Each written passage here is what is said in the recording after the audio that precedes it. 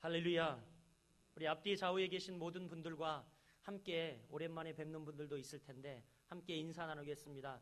은혜와 평강이 넘칠지어다. 기도의 플러그를 꽂읍시다. 예, 아멘. 여러분, 설 명절입니다. 새해 복 많이 받아 누리시기를 주님의 이름으로 축복합니다. 오늘 여러분과 함께 사사기 26번째 강해인데요. 영적 충전 플러그 기도라는 제목으로 함께 은혜를 나누고자 합니다. 세상 사람들의 관심은요, 인생의 성공입니다.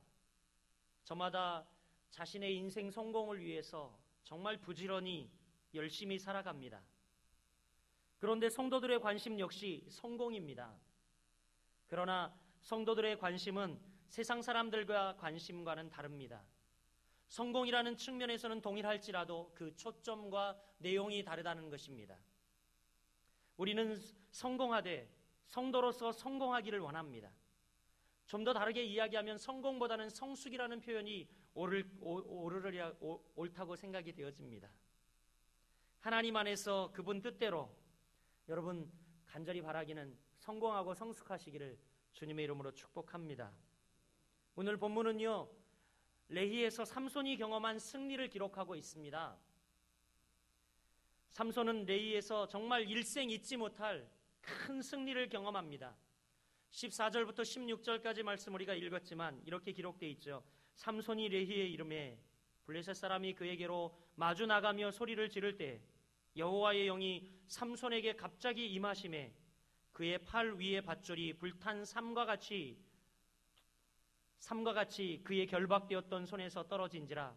삼손이 나귀의 새 턱뼈를 보고 손을 내밀어 집어들고 그것으로 1000명을 죽이고 이르되 나귀의 턱뼈로 한 더미 두 더미를 쌓았으며 나귀의 턱뼈로 내가 1000명을 죽였도다. 이렇게 기록하고 있습니다. 나귀의 턱뼈로 내가 1000명을 죽였도다. 여러분, 얼마나 놀라운 승리입니까? 죽은 짐승의 뼈조각 하나를 가지고 중무장한 블레셋 군사들을 1000명 죽였다는 놀라운 승리의 기록입니다. 여러분, 그런데 삼손은 정말 평생에 잊지 못할 놀라운 큰 승리를 겪고 난 다음에 바로 그 다음 절은 이렇게 기록하고 있습니다. 18절 말씀해 보니까 이렇게 기록이 되어 있습니다. 삼손이 심히 목말라 여호와께 부르짖어 이르되 주께서 종의 손을 통하여 이 큰 구원을 베푸셨사오나 내가 이제 목말라 죽어서 할례 받지 못한 자의 손에 떨어지겠나이다. 이렇게 고백하고 있습니다. 참 의문이 듭니다. 아니, 어떻게 이럴 수가 있을까? 방금 지금 크게 승리한 삼손에게서 어떻게 또다시 이런 위기가 찾아올 수 있을까? 기력이 다 쇠하여지고 목이 말라 죽을 지경이었다라고 고백하고 있습니다. 그래서 그가 다시 원수의 손에 잡힐 절박한 형편이 되었다라고 말씀하고 있죠. 여기에 성경이 가르치는 귀중한 교훈이 있습니다. 우리가 일생을 살아가면서 한 번 승리한다고 그 승리가 결코 영원하지 않다라는 것을 가르쳐주고 있습니다. 옆 사람에게 한번 이야기합시다. 한 번의 승리가 영원하지 않습니다. 그렇습니다. 인생은 단 한 번 승리했다고 모든 것이 끝나는 것이 아닙니다. 그런데 세상에 많은 사람들이 그렇게 살아가는 것을 봅니다. 한 번 승리했고, 한 번 출세했고, 한 번 대박나고, 한 번 부자 되었다고 영원할 것 같이 살아갑니다. 그런데 오늘 본문은 그렇지 않다라는 것을 우리에게 잘 가르쳐주고 있습니다. 지금 방금 승리한 삼손에게도 이런 큰 위기가 찾아왔습니다. 기력이 다 쇠하여지고 목말라 죽을 지경이 되었습니다. 지금 삼손에게 필요한 것은 무엇입니까? 재충전이에요. 재충전. 날마다 하나님의 능력을 입어야 합니다. 여러분, 우리 인생 가운데에는요, 우리에게도요, 날마다 재충전이 필요합니다. 여러분이 사용하고 있는 휴대폰 굉장히 간편하시죠? 저도 사용하고 있는데 휴대폰 너무너무 간편합니다. 참 좋습니다. 언제나 때와 장소를 가리지 않고 어디서나 통화할 수 있어요. 그리운 목소리, 또 자녀들 보고 싶으면 전화만 꺼내서 들으면 전화 바로 할 수 있습니다. 그러나 이 휴대폰이 편리하기 위해서는 한 가지 조건이 충족되어야 합니다. 그것이 무엇인지 아십니까, 여러분? 예, 충전이 필요하다는 겁니다. 충전. 이 충전하지 않으면 이 휴대폰은 아무 소용가치가 없습니다. 가끔 너무 급해가지고 누구에게 열심히 연락했는데 연락이 되지 않아요. 휴대폰 전원이 꺼져 있어 전화를 받을 수 없사오니 음성 메시지를 남겨주시면 곧 다시 연락드리겠습니다. 이런 메시지가 뜹니다. 너무 다급하여서 계속 전화해도 말이죠. 그렇습니다. 우리가 아무리 소중히 사용하고 있는 이 휴대폰이라고 할지라도 여러분 충전되어 있지 않으면 아무 필요가 없다라는 것입니다. 그래서 요즘 휴대폰은 충전하는 것이 얼마나 오래 가느냐, 즉 배터리가 얼마나 오래 가느냐, 이것도 중요한 기술력이라고 이야기를 하고 있습니다. 삼손의 승리의 비결은 여러분 무엇 때문이었습니까? 바로 여호와의 능력 때문이었습니다. 오늘 본문에도 이야기하고 있듯이 여호와의 영이 삼손에게 갑자기 임하매 라고 말씀하고 있습니다. 하나님의 능력이 삼손에게 임하였기 때문에 삼손은 블레셋 군대를 능히 이길 수 있었습니다. 삼손의 승리는 삼손의 기술이 아니었다라는 것입니다. 또 삼손의 승리는 삼손의 전략이 아니었다라는 것입니다. 삼손이 삼손일 수 있었던 것은 오직 여호와의 능력 때문이었다라는 것입니다. 성경은 우리에게 우리 자신이 정말 질그릇 같은 존재임을 말씀해주고 있습니다. 우리는 정말 깨지기 쉽고 부서지기 쉬운 존재라고 이야기하고 있습니다. 다만 우리가 승리할 수 있는 것은 하나님으로 말미암은 능력, 이것 때문임을 여러분 믿으시길 바랍니다. 고린도후서 4장 7절에 보면 바울이 우리에게 가르쳐주고 있는 귀한 말씀이 있습니다. 제가 여러분 봉독해 드리겠습니다. 우리가 이 보배를 질그릇에 가졌으니 이는 능력이 심히 큰 것이 하나님께 있고 우리에게 있지 아니함을 알게 하려 함이라. 우리의 능력이 심히 큰 것이 하나님께 있다라고 말씀하고 있습니다. 우리에게 있지 아니하고 하나님께 있다라고 말씀하고 있습니다. 우리의 힘의 능력의 원천, 그리고 우리의 정말 모든 것의 공급자가 되어주시는 그 하나님이 우리와 함께 하심으로 말미암아 우리가 승리할 수 있는 존재라고 이야기합니다. 우리는 질그릇에 불과하지만 우리 이 질그릇 가운데에 하나님께서 하나님의 능력이라는 그 보배를 우리에게 담아 주셨다라고 사도 바울은 고백하고 있습니다. 본인도 정말 연약하고 부족한 존재이고 깨어질 수밖에 없는 질그릇과 같은 존재이지만 바로 하나님이 나와 함께 하신다, 하나님의 능력이 나와 더불어 함께 하신다라고 그는 고백하고 있습니다. 그렇습니다. 여러분, 우리는 다 질그릇입니다. 아주 연약한 존재들입니다. 하나님의 능력에 붙들리지 아니하면 우리는 한순간도 승리할 수 없는 존재들입니다. 세상이 우리보다 더 강하기 때문에 우리는 한순간도 하나님의 능력을 붙잡지 않으면 우리는 쓰러지고 넘어질 존재밖에 되지 않습니다. 여러분, 악의 세력이 우리의 승리를 용납하지 않기 때문에 언제나 우리를 넘보고 세상의 능력이 세상이 우리보다 더 강하기 때문에 우리를 늘 집어삼키려고 하고 있습니다. 그러므로 여러분, 간절히 바라기는 여러분 모두가 하나님의 능력을 구하는 여러분 되시기를 주님의 이름으로 축복합니다. 하나님의 능력의 두루마리를 여러분 두루마기를 입으시길 바랍니다. 우리를 하나님의 권능 아래 맡기시길 바랍니다. 그것만이 우리 인생을 승리케 하는 비결임을 여러분 믿으시길 바랍니다. 삼손도 지금 재충전이 필요했습니다. 그는 하나님의 능력, 하나님의 권능을 다시 입어야 했습니다. 그렇다면 여러분, 우리가 어떻게 하나님의 권능, 어떻게 하나님의 능력을 다시 덧입을 수 있겠습니까? 오늘 본문에 보니까 삼손이 그에게 찾아온 위기, 그에게 다시 찾아온 위기를 어떻게 극복하고 있습니까? 18절 말씀을 우리 여러분 다 함께 보시길 바랍니다. 18절 말씀 우리 같이 한번 읽어보겠습니다. 시작. 삼손이 심히 목말라 여호와께 부르짖어 이르되 주께서 종의 손을 통하여 이 큰 구원을 베푸셨사오나 내가 이제 목말라 죽어서 할례 받지 못한 자들의 손에 떨어지겠나이다 하니. 아멘. 지금 18절 말씀 초반부에 보면 삼손이 이렇게 이야기하고 있습니다. 삼손이 심히 목마름으로 여호와께 부르짖어 이르되, 이렇게 말씀하고 있어요. 삼손은 지금 위기 가운데, 그에게 찾아온 위기 가운데, 다시 찾아온 영적인 위기감 가운데에 지금 하나님 앞에 기도하고 있습니다. 여러분, 기도는 하나님을 찾는 것입니다. 삼손은 자신의 삶에 찾아온 위기를 해결하기 위해서 능력의 원천이신 하나님을 다시 찾고 있습니다. 나귀의 턱뼈 하나로 1,000명을 단숨에 때려눕힌 위대한 승리자였던 삼손, 그에게도 영적 재충전이 필요했습니다. 부으시는 하나님의 능력이 그에게 다시 필요했습니다.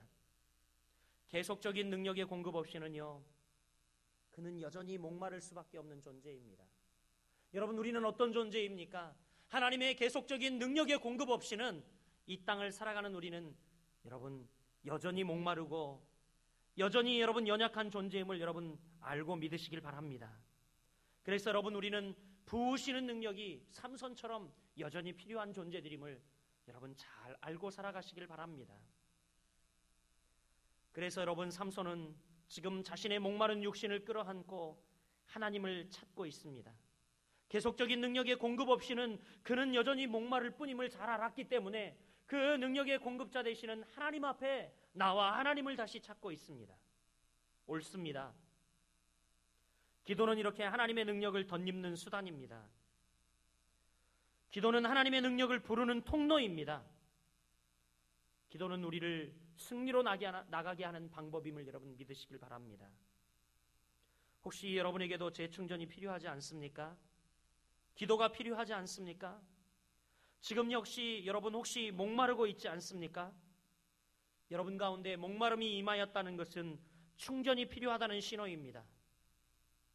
여러분 삶 가운데 기쁨이 없습니까? 감사가 없습니까? 혹시 평안과 만족이 없습니까? 원망과 불평으로 내 삶이 이어지고 있지는 않습니까?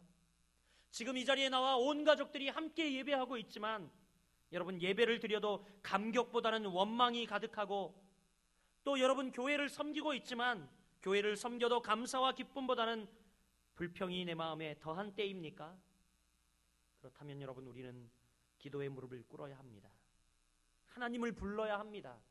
사람을 의지하고 바라보는 것이 아니라, 여러분 또 목회자를 의지하고 바라보는 것이 아니라 여러분이 지금 하나님을 찾고 불러야 할 때임을 여러분 깨달아 하시길 바랍니다. 엎드려야 여러분이 살 수 있는 방법입니다. 우리 옆 사람에게 한번 축복해 봅시다. 엎드려야 살 수 있습니다. 여러분, 그렇지 않으면 우리는 실패할 수밖에 없습니다. 그럼 삼손이 기도하였을 때 어떤 결과가 나타났습니까? 오늘 본문은 소상히 기록하고 있습니다. 저는 오늘 이것을 여러분들과 함께 나누고 싶습니다. 삼손이 기도할 때 어떤 결과가 나타났습니까? 그 첫 번째 보니까 삼손이 기도할 때 하나님의 역사를 체험합니다. 삼손이 기도할 때 어떻게 되었다고요? 하나님의 역사를 체험합니다. 여러분도 기도하고 엎드릴 때에 하나님의 역사를 체험하는 여러분들 되시기를 주님의 이름으로 축복합니다. 오늘 19절과 20절 말씀 저와 여러분이 봉독해 보겠습니다. 같이 봉독합니다. 시작. 하나님이 레이의 한 우묵한 곳을 터뜨리시니 거기서 물이 솟아나오는지라 삼손이 그것을 마시고 정신이 회복되어 소생하니 그러므로 그 샘 이름은 에낙고레로 불렀으며 그 샘이 오늘까지 레이에 있더라. 블레셋 사람의 때에 삼손이 이스라엘의 사사로 20년 동안 지냈더라. 아멘. 여러분, 삼손이 기도할 때 하나님께서 우물을 터뜨려 주셨습니다. 하나님이 한 우묵한 곳을 터치시니 물이 거기서 솟아 나오는지라. 여러분, 이것이 바로 기도의 결과입니다. 기도는 이처럼 우리에게 살아계신 하나님을 친히 체험하게 합니다. 우리가 하나님을 주목하며 그분을 향해 기도의 무릎을 꿇을 때 바로 하나님이 우리를 향하여 일하심을 믿으시길 바랍니다. 하나님의 살아계심을 우리에게 보여주십니다. 하나님이 우리를 위하여 일하고 계심을 나타내 보여주시고 있습니다. 하나님이 우묵한 곳을 터뜨리시니 거기서 물이 솟아 나오는지라. 할렐루야. 여러분도 힘들고 어려울 때에 삼손처럼 하나님의 능력이 다시 필요할 때에 여러분 기도하는 여러분들 되시기를 바랍니다. 하나님이 여러분 삶 가운데에 우물을 터뜨려 솟아 나오시게 하는 역사가 있을 줄 믿으시길 바랍니다. 이 얼마나 놀라운 순간입니까? 이 얼마나 대단한 일입니까? 우리는 이런 상황을 기적이라고 말합니다. 그러나 여러분, 하나님 편에서 보면요, 이것은 기적이 아니라 당연한 일입니다. 당연함이에요. 우리에겐 기적이나 하나님 편에서는 당연함입니다. 삼손의 하나님이 바로 우리의 하나님 되십니다. 이 하나님을 여러분의 기도의 무릎에서 체험하시기를 예수 그리스도의 이름으로 간절히 축원드립니다. 두 번째, 삼손이 기도할 때에 여러분 어떤 일이 생겼습니까? 한번 따라해 보겠습니다.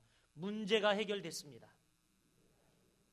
그렇습니다. 삼손이 기도할 때에 하나님의 역사를 체험했을 뿐만 아니라 이제 그의 문제가 해결되었습니다.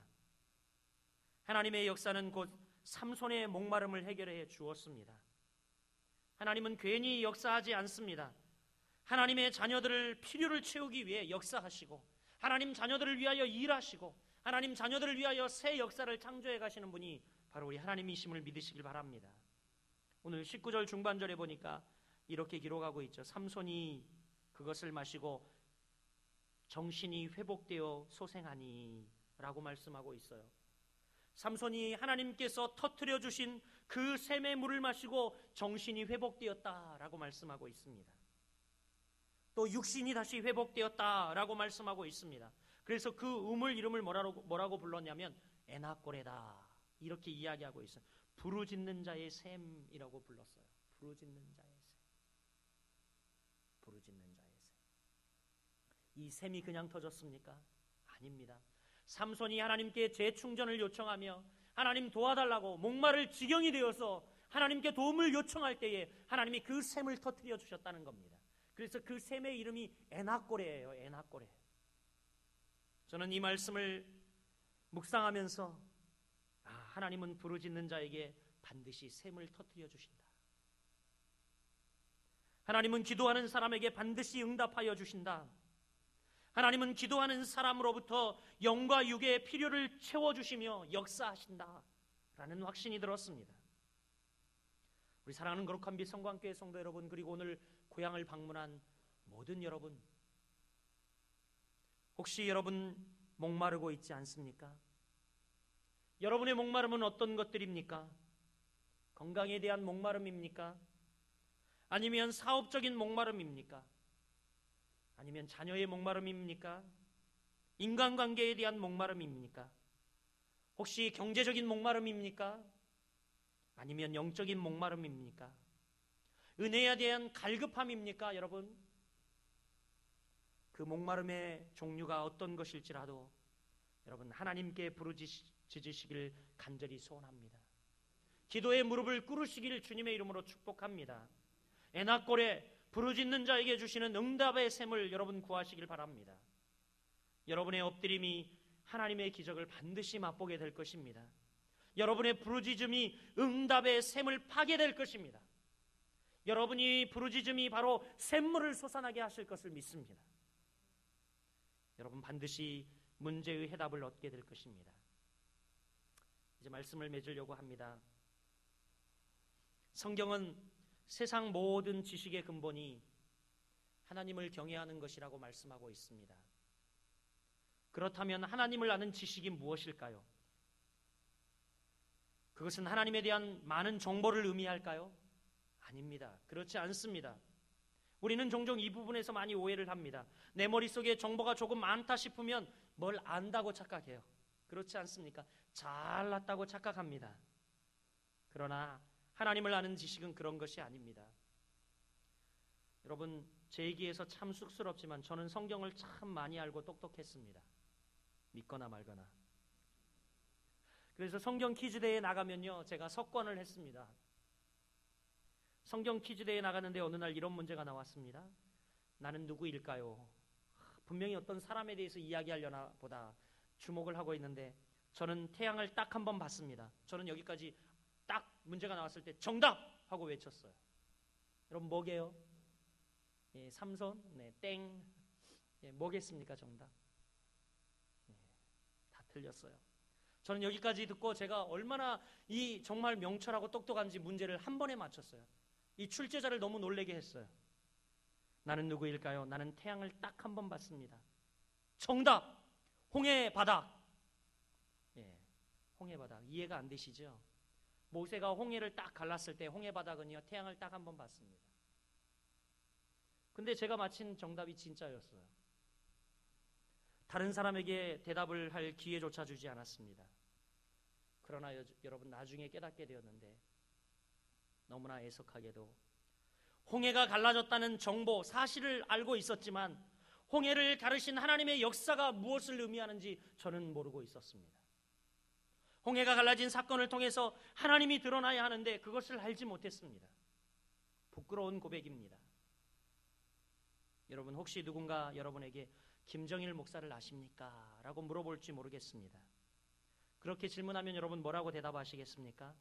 아마도 안다고 이야기하시겠죠, 그렇죠? 다 안다고 이야기할 겁니다. 아마 제가 쓴 책이나 활동한 것, 이것 등을 통해서 안다고 이야기할 것입니다.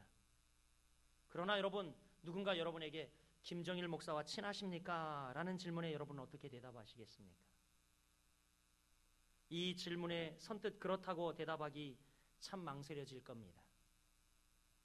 저는 설교를 통해서 또 혹은 성도들과 일종 교제를 통해서 정보를 통해서 알 수 있지만 그것이 저와 여러분의 관계를 말하지는 않습니다. 그것이 저와의 관계를 말해주는 것은 아닙니다. 여러분 하나님에 대해서는 어떻습니까? 하나님에 대해 잘 알고 있습니까? 대답 좀 해보세요. 잘 알고 계십니까? 그렇다면 여러분 바꿔 질문하겠습니다. 하나님과 친하십니까? 하나님과 친하십니까? 아멘 하시는 분들이 있어서 마음의 위로가 됩니다. 하나님에 대한 정보만큼 하나님과 친밀함을 가지시길 주 예수 그리스도 이름으로 축복합니다. 하나님과 친밀하면 하나님의 마음이 내 마음이 됩니다. 하나님과 친밀함의 증거가 무엇입니까? 바로 기도입니다. 기도는 하나님과 풍성한 교제를 누리는 통로입니다. 또 기도는 하나님의 능력을 나의 능력으로 가져오는 통로가 되기도 합니다. 우리 사랑하는 거룩한 빛 성광교회 성도 여러분, 그리고 이 자리에 모여있는 모든 가족 여러분, 날마다 하나님과 친밀함을 누리며 영적 플러그인 기도가 풍성한 여러분 삶이 되어서 하나님이 주시는 풍성함을 누리고 하나님 은혜 가운데 거하며 날마다 여러분 삶 가운데 애낙골에 하나님이 함께 하셔서 샘물을 퍽퍽 터뜨려 주시는 놀라운 역사가 새해에는 여러분 가정들마다 충만하기를 예수 그리스도 이름으로 축원드립니다. 기도하겠습니다.